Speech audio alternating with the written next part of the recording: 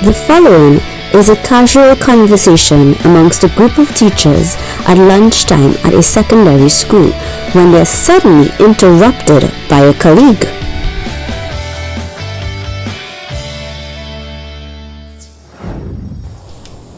Earlier, I buy chicken tenders today, and it's best I did eat. It was nothing. Better than that double. See that double again? Oh gosh! Hey, if I only know what just happened, What happened to you, Charlotte? I had to break up a roasting battle in the Form 3 class.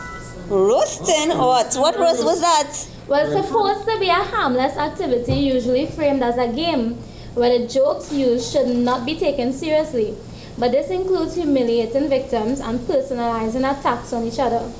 When victims cannot think of a response, they feel a need to use physical aggression. Being able to use language effectively is important when roasting, and when one wins a roasting battle, they gain a high status amongst their peers. Oh, okay. Roasting occurs in such a way that even bystanders can humiliate victims. In Trinidad, we call bystanders instigators because they are not directly involved, but they cheer on the person by commenting or laughing, which in turn angers the person to the point of physical aggression. This is what almost happened today if I didn't intervene. Oh, I see. So then that could be considered bullying? Yes, girl. Bullying is when an individual or a group of people with more power repeatedly and intentionally cause hurt or harm to another person or group of people who feel helpless to respond. Bullying can continue over time, It's often hidden from adults because, they don't want the adults to get to know. And will probably continue if no action is taken. Just like the government. Oh, yeah.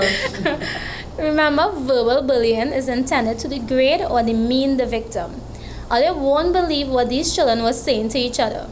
So where language is concerned, please look out for the vocabulary that bullies use, which includes mockery, homophobic labels, bias, language, offensive metaphors, and an ongoing series of threats. Some offensive communication tools used by bullies are misuse and smothering of language, including the use of ridicule regarding the victim's physical appearance, taste, family, or perceived differences from social norms. Boys who engage in bullying tend to use biased language to express their heterosexuality and masculinity among their peers and to challenge other boys. This includes calling each other names or the use of phrases such as homo, gay, lesbo, fag, dyke. True. A popular expression used by many is "that's so gay." Hey. To communicate that something is stupid or dumb. Another strategy of verbal bullies is an ongoing series of threats, which is used to establish dominance over others. So I really wonder what causes this bullying then? Well, according to social ecological model, a person's influence is shaped by the influences in their environment, in their social environments. So these students' behaviors are influenced by what they see at home, what they see in the community, the places that they line and they hang out with after school. Well, on a sociological perspective, bullying can be related to conflict theory. But what is the conflict theory and how does that relate to bullying? Yeah, what's that? Well, the conflict theory basically tells you that the rich, they will exploit the poor in order to make sure that they are in control of resources and labor. That's according to Karl Marx. So in other words, the dominant group will always benefit off of the less dominant group. So what does that have to do with bullying though? It's related to bullying where the bully is benefiting off the exploitation of the victim. But wait, what benefits the bully gets from bullying?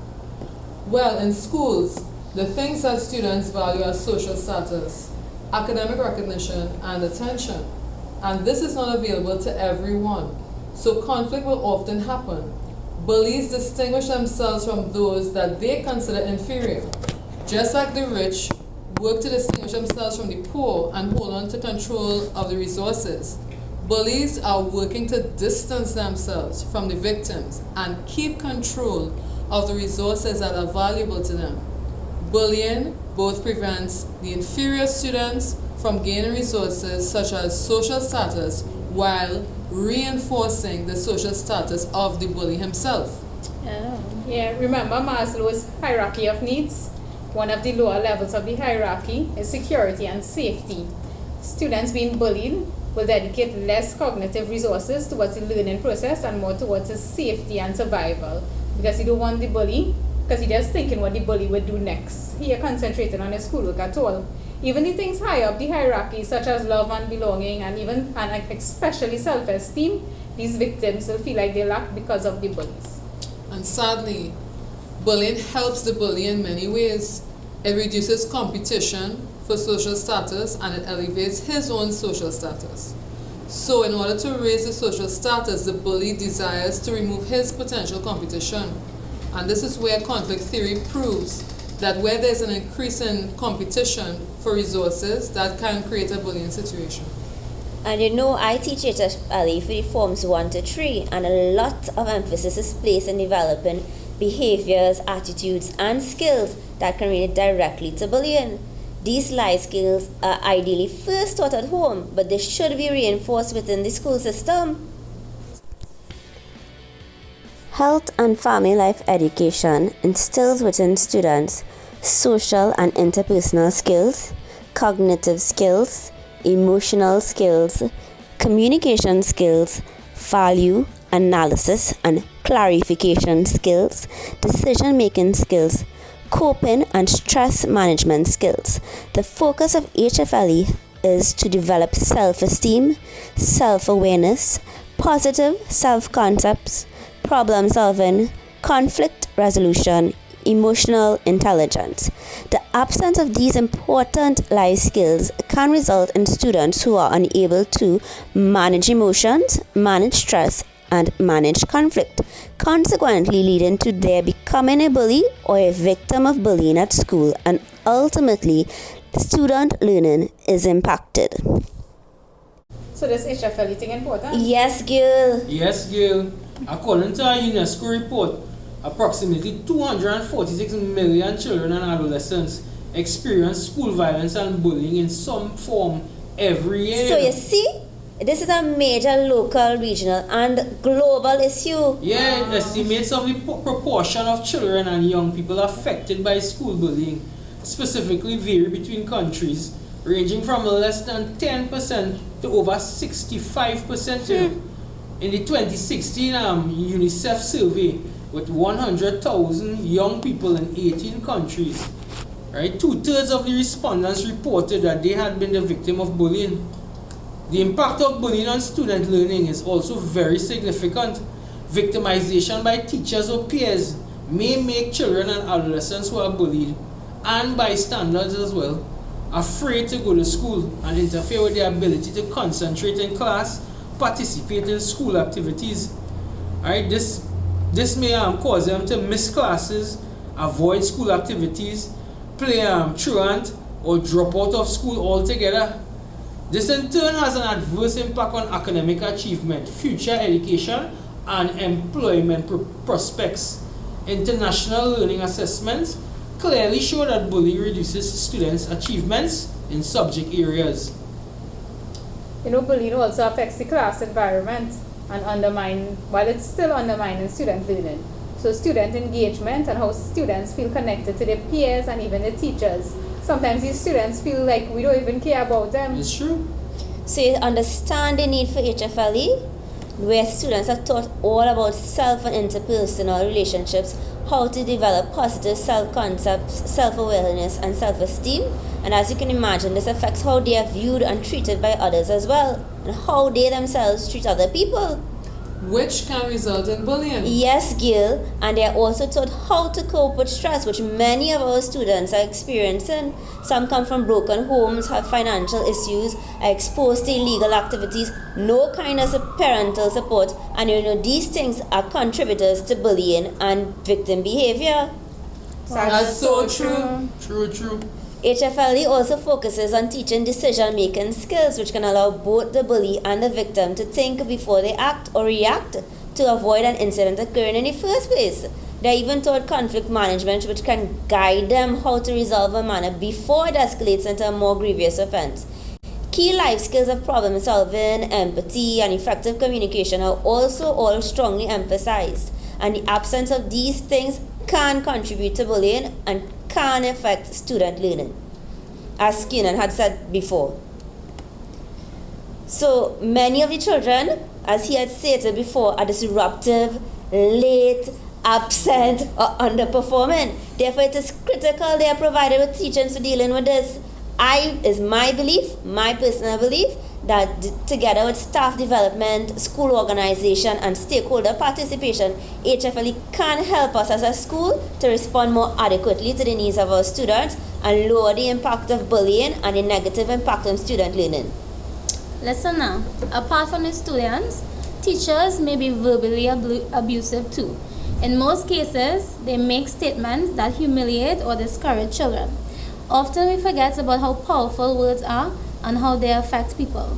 From my point of view, it is very important for us to recognize and deal with bullying. I remember in my previous school, there was a teacher that constantly told her class that they were dunce, and eventually some of them believed that they were. So, as teachers, we need to constantly be mindful of what we say to our students. So I really think this is a significant issue. Yeah, of course.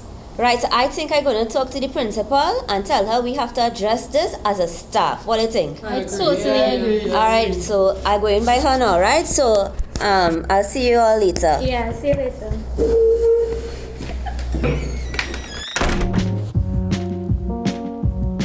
According to a 2019 UNESCO report, Sub-Saharan Africa, North Africa, and the Middle East indicated high numbers of bullying, physical fights, and physical attacks.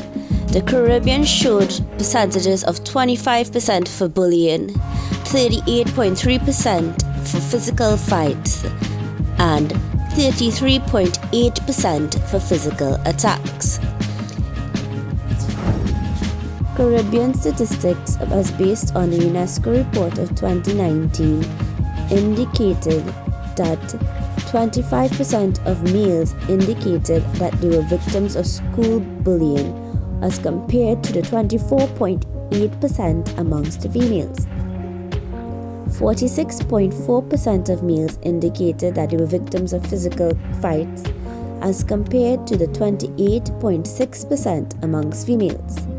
Physical attacks, 41.9% of males indicated that they were victims of school physical attacks, as compared to the 27.2% amongst females.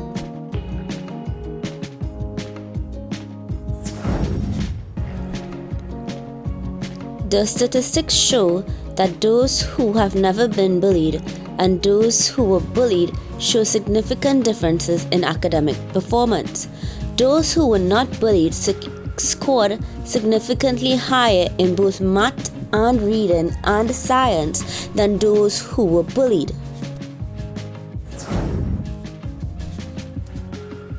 Behind the numbers, ending school violence and bullying, a UNESCO report done in 2019 indicated that 44.5% of students who were frequently bullied expected to end their education at the secondary level, as compared to the 34.8% of students who were not frequently bullied.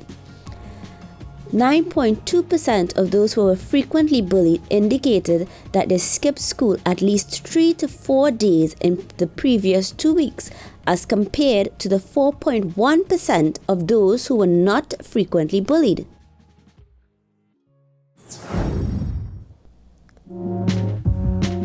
Bullying is a significant issue that occurs globally, regionally within the Caribbean, and locally in Trinidad and Tobago. There are several forms of bullying, and these include verbal bullying, such as name-calling, threatening, nasty or hurtful comments, racial slurs, and rude remarks.